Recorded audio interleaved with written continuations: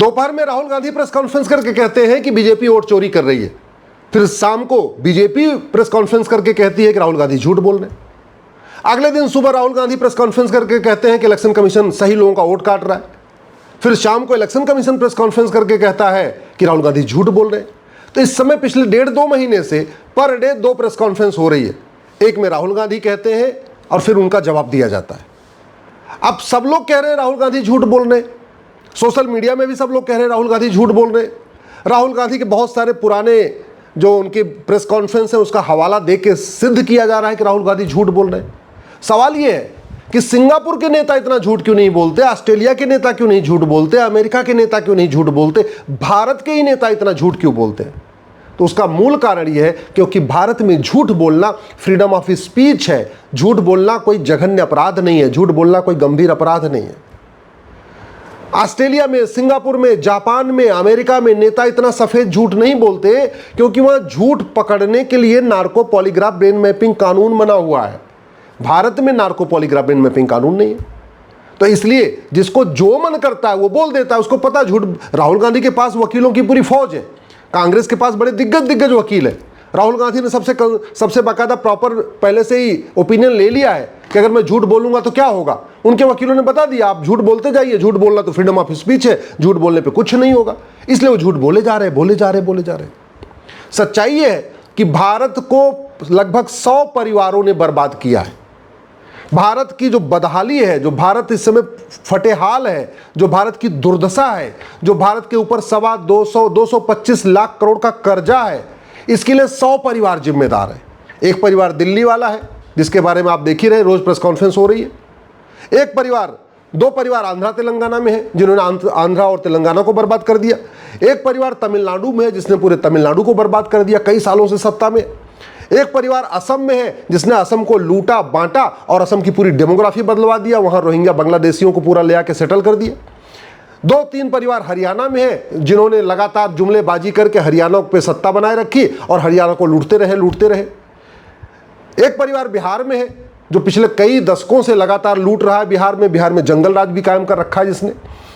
2 परिवार उत्तर प्रदेश में है जो जाति का जहर घोल के सत्ता में आते हैं और उसके बाद लूटते हैं खजाना, पूरा सरकारी खजाना लूट लेके अपना जो है ऑस्ट्रेलिया में फार्म हाउस बनवा लेते हैं और लंदन में जाके बंगलो खरीद ले रहे। मध्य प्रदेश में 2 परिवार है जिन्होंने मध्य प्रदेश को लूटा, 2 परिवारों ने छत्तीसगढ़ को लूट लिया, 2 परिवारों ने पूरे गोवा को लूटा, 2 परिवारों ने हिमाचल को लूटा है, 2 परिवारों ने कश्मीर को लूटा, कश्मीर को बांटा, आतंकवादियों को मदद किया, अलगाववादियों को प्रोटेक्ट किया। 2 परिवार कश्मीर में है।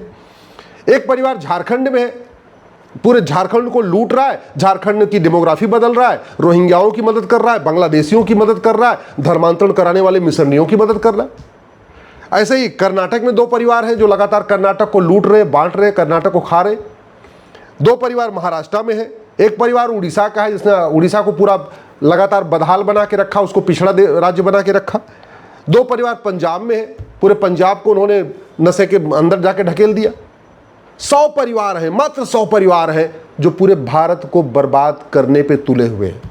लेकिन हमारा कानून, हमारी न्यायिक व्यवस्था, हमारा सुप्रीम कोर्ट इन 100 परिवारों को कुछ नहीं कर पा रहा।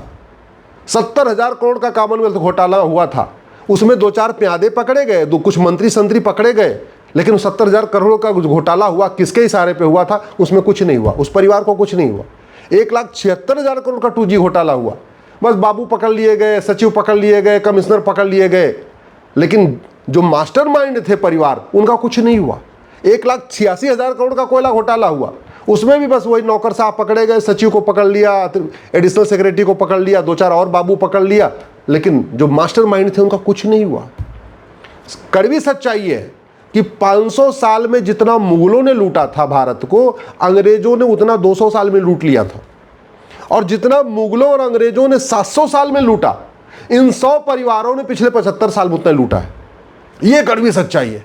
ये जितने 100 परिवार हैं अलग अलग राज्यों में, ऑस्ट्रेलिया में इनके बड़े बड़े फार्म हाउस, कनाडा में इनके बड़े बड़े फार्म हाउस, अमेरिका में इनके बड़े बड़े बंगलो, पूरा एकदम मौज कर रहे हैं। बहुत सारे लोग कहते हैं भारत गरीब है, गरीब नहीं है, भारत आज भी सोने की चिड़िया है। पहले भी सोने की चिड़िया था इसलिए मुगल आके लूटे, पहले भी सोने की चिड़िया था इसलिए अंग्रेज भी आके लूटे, और आज भी सोने की चिड़िया है इसीलिए कोई व्यक्ति साइकिल चलाने वाला जैसे पार्षद प्रधान बन जाता है, वो भी 50 करोड़ का मालिक हो जाता है। सांसद विधायक हो गया फिर तो 500 करोड़ का मालिक हो जाता है। ये कड़वी सच्चाई है। और ये सब इसलिए चल रहा है क्योंकि भारत में झूठ बोलना जघन्य अपराध नहीं है। झूठ पकड़ने के लिए नार्को पॉलीग्राफ ब्रेन मैपिंग कानून नहीं है। दुनिया के कई देशों में झूठ, भ्रष्टाचार जघन्य अपराध माना जाता है। चीन के भूतपूर्व कानून मंत्री को फांसी हुई है, भ्रष्टाचार किया था। चीन के कंपनी के जीएम को फांसी हुई है, थोड़ा सा ठेकेदार से पैसा ले लिया था।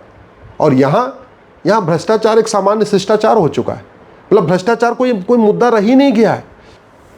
और ये जो 100 परिवार है, ये गरीबी हटाने का नारा देंगे, भूखमरी खत्म करने की बात करेंगे, फिर मुफ्तखोरी को बढ़ावा देंगे जी मैं तुम्हें स्कूटी दे दूंगा, मैं तुम्हें लैपटॉप दे दूंगा, मैं तुम्हें कंप्यूटर दे दूंगा, मैं फलाने ठिकाने कर दूंगा। अल्टीमेटली टैक्स पेयर को लूट के और इलेक्शन के पहले मुफ्तखोरी का वादा करते हैं। ये जो 100 परिवार हैं, ये कोई इसमें लोहियावाद की बात करेगा, कोई जो है अम्बेडकरवाद की बात करता है, कोई पेरियारवाद की बात करता है, कोई गांधीवाद की बात करता है, ये सब करते हैं।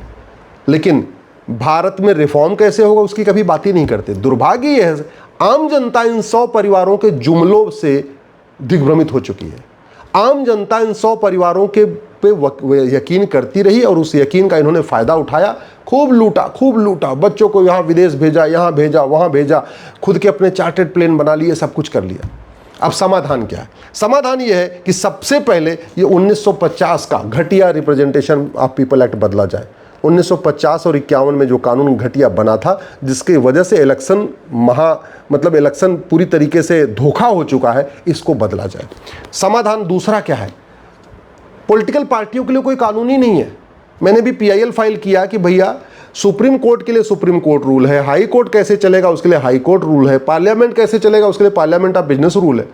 और पूरा जो देश पॉलिटिकल पार्टी चलाती है, जो पॉलिटिकल पार्टी ये तय करती है कौन प्रधानमंत्री बनेगा, कौन गवर्नर बनेगा, कौन राष्ट्रपति बनेगा, कौन उपराष्ट्रपति बनेगा, क्या मैनिफेस्टो बनेगा, कौन सा बिल बनेगा, कौन सा कानून बनेगा, उन पॉलिटिकल पार्टियों के लिए कोई कानून ही नहीं है। तो कम से कम कानून तो बने। पॉलिटिकल पार्टियों ने सबके लिए कानून बनाया, अपने लिए कानून ही नहीं बनाया। नेताओं ने अपने लिए कोई कानून नहीं बनाया कि हाँ पॉलिटिकल पार्टियों के लिए कानून होना चाहिए।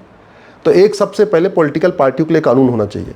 पॉलिटिकल पार्टियां RTI के दायरे में लाई जाए। सबसे बड़ी बात, जिस दिन हम भ्रष्टाचार को जघन्य अपराध घोषित कर देंगे, कालाधन बेनामी संपत्ति को पकड़ने का सबसे अच्छा तरीका है कि 50,000 रुपए से महंगी संपत्ति आधार से लिंक कर दे। इसको लिंक करते ही ये 100 जो पॉलिटिकल परिवार हैं ये भारत छोड़ के भाग जाएंगे। ऐसा नहीं कि बाहर जाकर कहीं झुग्गी में रहेंगे। इनके बड़ी बड़ी कोठियाँ हैं, इनके बड़े बड़े बंगलों हैं, इनके बड़े बड़े फार्म हाउस हैं, इनको रहने में कोई दिक्कत नहीं है। इन्होंने भारत में कम प्रॉपर्टी बनाई है, विदेशों में ज़्यादा प्रॉपर्टी बनाई है, क्योंकि भारत की प्रॉपर्टी तो पकड़ में आ जाएगी। विदेशों वाली प्रॉपर्टी कोई पकड़ने जा नहीं रहा, कोई देखने जा नहीं रहा, कोई वीडियो बना के शेयर तो करने जा नहीं रहा। हालांकि यहाँ भी इनके पास बड़ी बड़ी प्रॉपर्टियाँ हैं, लेकिन यहाँ वाली प्रॉपर्टी मौसी के नाम, बुआ के नाम, चाचा के नाम, फूफा के नाम, नौकर के नाम, ड्राइवर के नाम, अपने धोबी के नाम, अपने ऐसे अलग अलग नाम से रखी हुई है। तो यहाँ वाली भी पकड़नी मुश्किल है। लेकिन विदेशों वाली प्रॉपर्टी इनके खुद के बाल बच्चों के नाम पे, और इसलिए ये यहाँ से छोड़ के भाग जाएंगे। बस समाधान यही करना पड़ेगा कि आपको 100 रुपये से बड़ी नोट बंद करना पड़ेगा। आपको राजनीति को नो प्रॉफिट नो लॉस बनाना पड़ेगा। जब तक राजनीति फायदेमंद धंधा है, तब तक ये 100 पॉलिटिकल परिवार देश को बर्बाद करते रहेंगे, झूठ बोलते रहेंगे।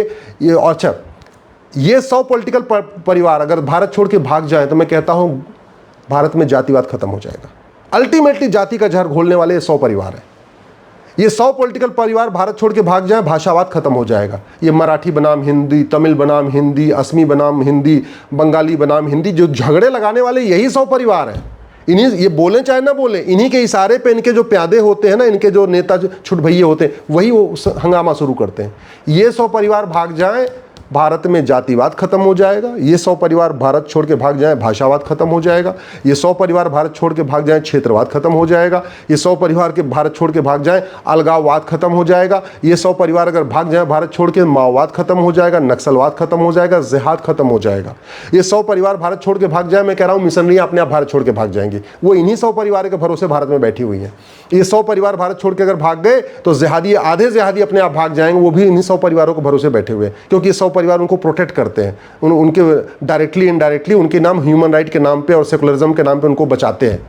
अब ये 100 परिवार भागेंगे कैसे? भागने का तरीका मैं आपको बता रहा हूं। भागने का एक ही तरीका है, 100 रुपए से बड़ी नोट बंद कर दे, काला धन खत्म, 5,000 रुपये से महंगे सामान का कैश लेन देन बंद कर दें और उसके बाद 50,000 रुपये से महंगी प्रॉपर्टी को आधार से लिंक कर दें।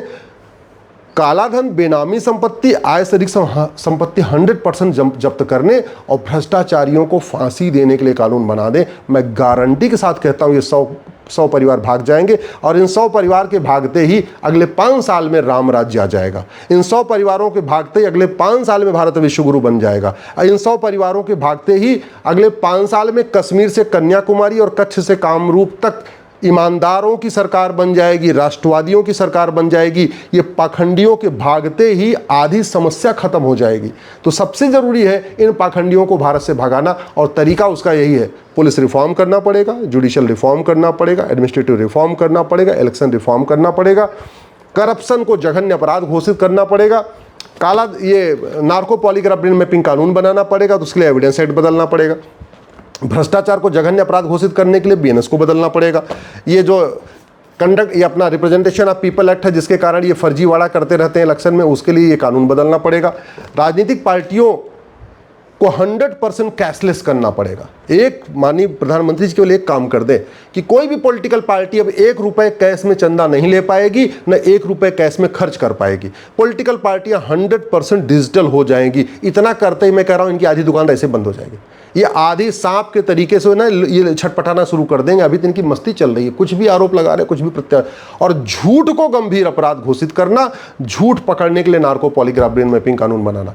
मैं गारंटी के साथ कहता हूं जिन कानूनों की बात मैं कर रहा हूं, अगर इन कानूनों को बना दिया जाए, ये सारे के सारे 100 पॉलिटिकल परिवार साल भर के अंदर भारत छोड़ के भाग जाएंगे। और जब भारत छोड़ के भाग जाएंगे, उत्तर से दक्षिण, पूर्व से पश्चिम तक राष्ट्रवादी सरकार बनेगी, ईमानदारों की सरकार बनेगी, सनातन हित में काम करने वाली सरकार बनेगी। फिर भारत में राम राज्य आएगा, फिर भारत विश्व गुरु बनेगा, फिर परम वैभव का लक्ष्य प्राप्त होगा। जब तक ये 100 परिवार भारत में बने हुए हैं, ये झूठ बोल के जाति भाषा क्षेत्र का जहर घोलते रहेंगे, अगड़े पिछड़ों को लड़ाते रहेंगे, दलित बनाम संवर्ण करते रहेंगे, क्योंकि इनकी दुकान उसी से चलती है। तो इनका समाधान एक ही है, कानून बदला जाए।